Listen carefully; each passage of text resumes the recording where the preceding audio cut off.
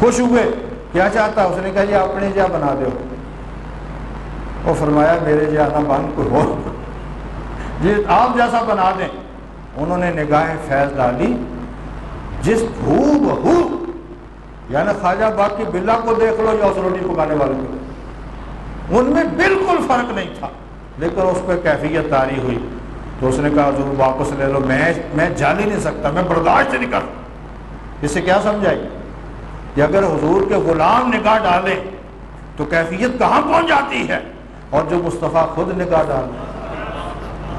ابو بکر کو چونکہ 3 دن کتنا مقدر والا ہے ابو بکر، کہ اس کی گود تھی، اس کی نگاہ تھی اور مصطفیٰ کا چہرہ تھا 3 دن۔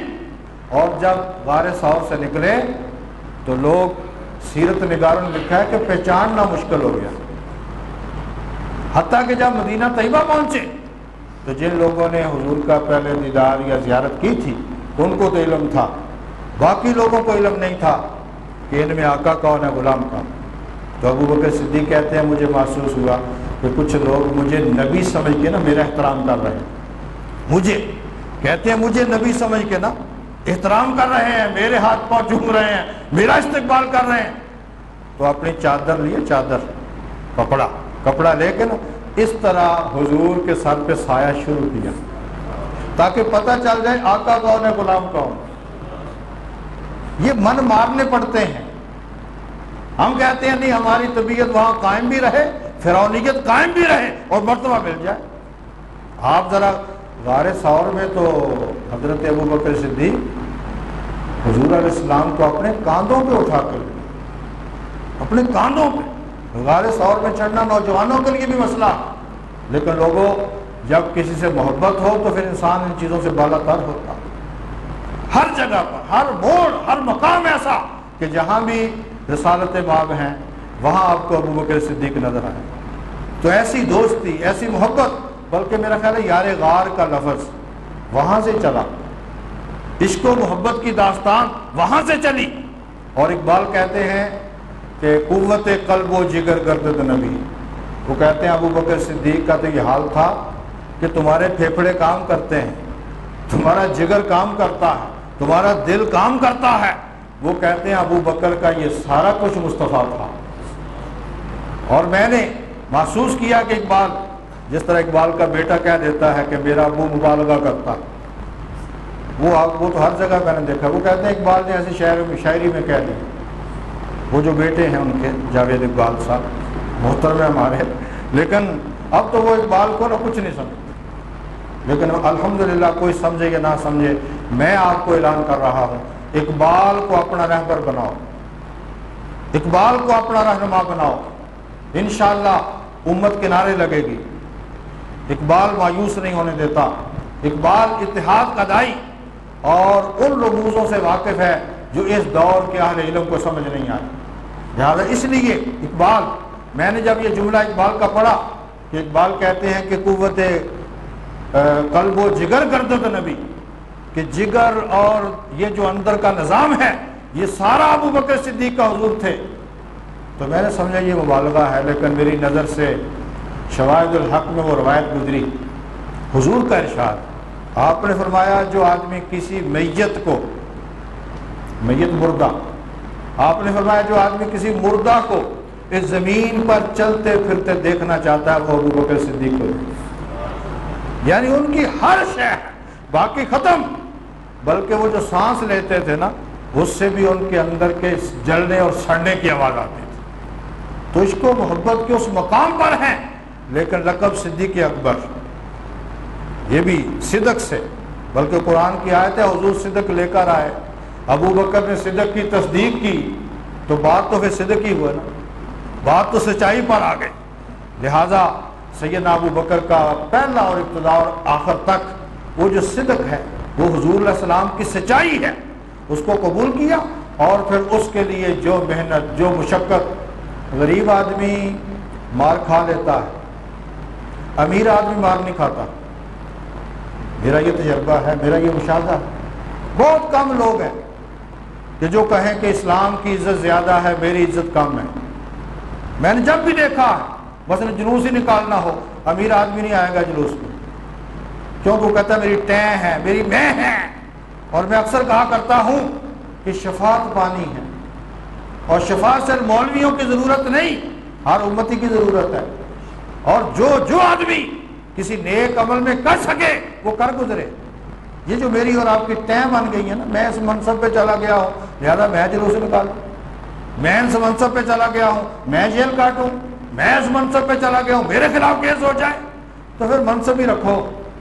ان منصبوں سے اگر کسی نے دیکھنا ہو بالا تر ابو بکر صدیق کو دیکھیں، بلکہ پہلا خطبہ سنو، ادھر آپ پڑھ چکے ہیں کہ امیر ترین آدمی ہیں، ساری کائنات سے بڑے دانشور ہیں، اور حضور کو کہتے ہیں حضور اجازت دیں میں ذرا ان قریش کے سامنے کچھ اللہ کے بارے میں بیان نہ کروں۔ حضور نے کہا نہیں ابھی تک، لیکن جب اندر کی محبت ہو تو وہ ٹھہرتا نہیں آدمی۔ انہوں نے بیان کیا، آپ پڑھیں، سارے قریش ان پہ ٹوٹ پڑے اور مار مار کے ان کو لہو لہان کر دیا، اور یہاں تک کہ ان کو یقین ہو گیا کہ ہم مر گئے ہیں، پھر چھوڑا۔ اب یہ کوئی غلام اس طرح مار کھاتا ہے کوئی؟ وہ کہتے میں تو امیر آدمی ہوں، مجھے کیا ضرورت ہے اس سے، میں تو محمد کا دوست ہوں، مجھے کیا ضرورت ہے اس بات سے۔ لیکن جب ایک مشن کو حق پا لیا، صحیح پا لیا، تو پھر ابو بکر نے اپنی امارت نہیں دیکھی، پھر اپنی دانشوری نہیں دیکھی، اور کہا کہ اگر محمد کی خاطر مار بھی کھانا پڑے تو کھائیں، بلکہ آگے بڑھو۔ ماں پاس بیٹھی ہے کہ جیسے بیٹے کو ہوش آئے میں پوچھوں کہاں کیا ہوا، کیا معاملہ ہوا، کیا کھانا ہے، کیا پینا، دوائی فلاں، اور جب ہوش آیا ماں یہ پوچھتی ہے ابو بکر کیا ہوا، وہ کہتی ہے یہ پتہ کر محمد کا کیا حال ہے۔ ان کا پتہ، بلکہ قسم اٹھا لی کہ امی میں اس وقت تک نہ کھاؤں گا نہ پیوں گا جب تک مصطفیٰ کی زیارت نصیب نہ ہو۔ یہ اندر کی بات ہے۔ اور یہاں میں یہ پہلو بھی آپ کے سامنے لاؤں، حضور کا ارشاد ہے، فرمایا ابو بکر کا مقام صرف نماز اور روزوں سے نہیں بنا، یہ حضور کا ارشاد ہے۔ فرمایا مت سمجھو کہ ابو بکر نے نمازیں زیادہ پڑھی، ابو بکر نے روزے زیادہ رکھے، عبادات زیادہ کی۔ حضور کیا کی؟ فرمایا ابو بکر کے جو دل کے اندر میری محبت ہے نا، اللہ اس کے رسول سے زیادہ محبت ہے نا، فرمایا اس کی وجہ سے ابو بکر آگے بڑھ گیا۔ پھر وہ ام جمیل کو بلایا گیا، تفصیلی واقعہ ہے، سہارا دے کر حضور کے پاس لایا گیا، دار ارقم جہاں حضور خفیہ تبلیغ فرماتے تھے، وہ بھی میرے اور آپ کے لیے 4 سال آپ نے خفیہ تبلیغ کی تاکہ امت کو احساس ہو۔ ایسے ہی ہم نعرے لگاتے ہیں، کل دہلی پہ جنرل لگ جائے گا، پرسوں امریکہ پہ لگ جائے گا، چوتھ فلاں جگہ لگ جائے گا، کرنا چلنا کا کوئی، اور بروا دینا امت کو، کرنا کچھ بھی۔ یقین جانیں میں اسٹیج پہ لوگوں کے خطابات سنتا ہوں، ایسے معاملات میں دخل دیتے ہیں لوگ، تو یار جس کا پتہ ہی کرو، اپنا ایک دائرہ اس کے اندر رہو، ان معاملات کے اندر رہو، اور امت مسلمہ کی بھلائی کے لیے 4 سال میرے اور آپ کے نبی نے خفیہ کام کیا۔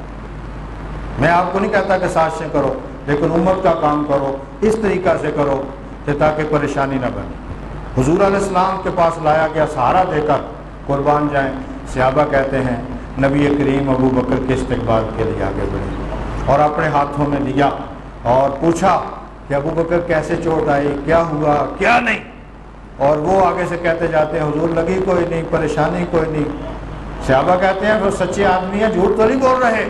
اصل میں وہ کہتے ہیں کہ جب ان کو حضور کی زیارت نصیب ہو گئی نا، سارے دکھ ہی بھول گئے۔ تو معاملہ یہ، تو آئیے میں اور آپ اپنی عزتیں، اپنی ذلتیں، ان کے فیصلے یہ کریں کہ جو کام اللہ اس کے رسول کو پسند ہے وہی ہماری عزت ہے۔ پتہ یہ جعلی عزتیں ہماری، یہ میں اس کو غیرت مند ہی نہیں سمجھتا اس آدمی کو۔ مثلا یہ 3-4 مرحلے آئے، حضور کی ناموس کا مسئلہ پیدا ہوا، نالین شریف چوری ہوئے، جن لوگوں کو اس پہ تکلیف ہوئی، جن لوگوں کو اس پہ درد ہوا، میں ان کو مسلمان مانتا ہوں، اور جن کو تکلیف نہیں ہوئی میں ان کو سمجھتا ہوں یہ سب چوری کھانے والے مجنون۔ کیوں کہ آخر کچھ نہ، چلو ایک آدمی جلوس میں نہیں گیا، اس نے دعائی کر دی ہوگی کہ یا اللہ اس کو کامیاب کر، کچھ تو کچھ نہ ہو۔ لیکن یہ اچھا کئی لوگ ایسے ہیں، مصیبت وہ ماڈرن ایسے ذہن کے پلیت ہیں، وہ ناپاک ہیں، جو کہتے ہیں جی یہ کیا کام ہے۔ مثلا ایک آدمی میرے سامنے کہتا ہے جوتی گم ہو گئی، کیا ہو گیا؟ تجھے کیا پتا اس نالین پاک کا؟ تجھے کیا احساس کہ ساری کائنات کی دولت ایک طرف اور کملی والے کے نالین پاک ہے اس سے بھی بڑھ کر۔ حضرت ابو عبیدہ سلمانی کا قول ہے بخاری میں، ان کے پاس میرے اور آپ کے کملی والے کا ایک بال شریف تھا، وہ لوگوں کو زیارت کرواتے اور کہتے لوگوں مجھے دنیا و مافیہ کی دولت دے دو، میں وہ نہیں لوں گا حضور کا بوئے مبارک لوں۔ یہ عقل ہے، یہ ایمان ہے، یہ دولت ہے۔ وہ اپنی اپنی سطح پر وہ کام کیجئے جو حضرت ابوبکر صدیق، آپ اتنا بڑا مرتبہ پایا، ایسے نہیں پا لیا کہ جناب دولت ہے ساری خرچ کر دی۔ حضور کا ارشاد عالی پڑھیے، فرمایا جتنا مال اور جتنا وقت، مثلا آج اس معاشرے میں نے دیکھا ہے لوگ پیسے دے دیتے ہیں، وقت نہیں ہوتا، ہونا بھی چاہیے۔ مثلا میں اکثر ساتھیوں کو، مثلا میں جو کام کر سکتا ہوں میں اپنے ساتھیوں کو اس میں نہیں بلاتا، کیوں؟ میں انہیں کہتا ہوں تم کماؤ، اگر تمہارا وقت میں نے ادھر لگا دیا تو کمائے گا کون، محنت کون کرے گا؟ ہاں جو مجبوری ہے اس میں ہم اکٹھے ہو جاتے ہیں۔ تو سیدنا ابو بکر کا آپ پڑھیں، حضور نے فرمایا کہ ابو بکر نے مال بھی سب سے زیادہ دیا اور وقت بھی سب سے زیادہ دیا، اور یہاں تک ارشاد عالی ہے، فرمایا دنیا میں میں نے ہر ایک کا بدلہ دیا، لیکن ابو بکر تیرا بدلہ قیامت کے روز اللہ سے لے کر دے۔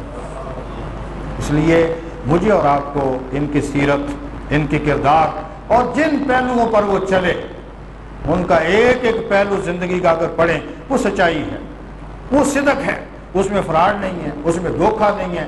مزہ تو تب ہے کہ میری اور آپ کی زندگی اتنی صاف ستھری ہو جائے کہ اپنا کیا مخالف بھی انگلی نہ اٹھا سکے۔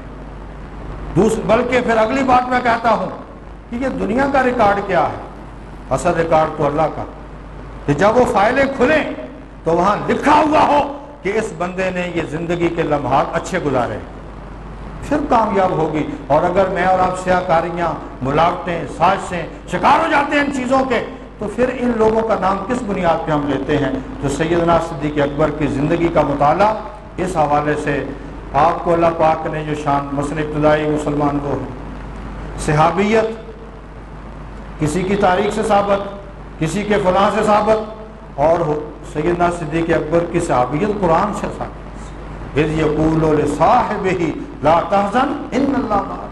باقی صحابہ کی کسی کی ایک پشت صحابی، کسی کی دو پشتیں صحابی، حضرت ابو بکر کی 4 پشتیں صحابی۔ بلکہ غار ثور کا واقعہ آیا، حضرت فاروق اعظم آپ جانتے ہیں کتنے مقام کے بندے، وہ دعا کیا کرتے تھے یا اللہ ایسے نہیں ہو سکتا کہ ابو بکر کی غار ثور والی نیکی مجھے مل جائے اور میری زندگی کی ساری نیکیاں ابو بکر کو مل جائیں۔ فاروق اعظم کا وہ جملہ سنو، وہ کہتے ہیں کاش میں سیدنا صدیق اکبر کے سینہ کا بال ہوتا۔ یہ بول اور صاحب ایک لفظ بولتے ہیں، صاحب، بول اور صاحب۔ حضرت ابو بکر کا قول ہے، وہ کہتے ہیں کاش میں مصطفیٰ کی صاحب ہوتا۔ یہ درجے ہیں، یہ مقامات ہیں۔ تو امت مسلمہ کے پاس اتنے بڑے بڑے اسلاف، صاحب کردار، صاحب نظم اتنے ہیں کہ اگر ہم ان کی سیرت کو صحیح پڑھیں، صحیح مطالعہ کریں اور اس پہ چلنا شروع کریں تو آج بھی امت اپنی سابقہ عزت پھر بحال کر رہی ہے۔ الحمدللہ رب العالمین والصلاة والسلام علی رحمۃ للعالمین وعلی آلہ واصحابہ اجمعین، اما بعد فاعوذ باللہ من الشیطان الرجیم، بسم اللہ الرحمن الرحیم۔ محمد رسول اللہ والذین معہ اشداء علی الکفار رحماء بینہم تراہم رکعا سجدا یبتغون فضلا من اللہ ورضوانا، صدق اللہ علیہ۔ اللہ کی توفیق سے گزشتہ جمعہ کے موقع سے ہم نے سیدنا ابوبکر صدیق رضی اللہ تعالیٰ عنہ کے حوالے سے گفتگو کی تھی۔ آج ان کی نظام حکمرانی کے حوالے سے کچھ ہم گفتگو کریں گے۔ سب سے پہلی بات تو یہ ہے کہ ماشاءاللہ سیدنا صدیق اکبر رضی اللہ تعالیٰ عنہ آپ حکمران ہیں، خلیفہ وقت ہیں۔ اس سے یہ شعور ملنا چاہیے کہ مسلمانوں کے حکمران نیک لوگوں کو ہونا چاہیے۔ شرابی، زانی، بد کردار لوگ یہ اس اہل نہیں ہو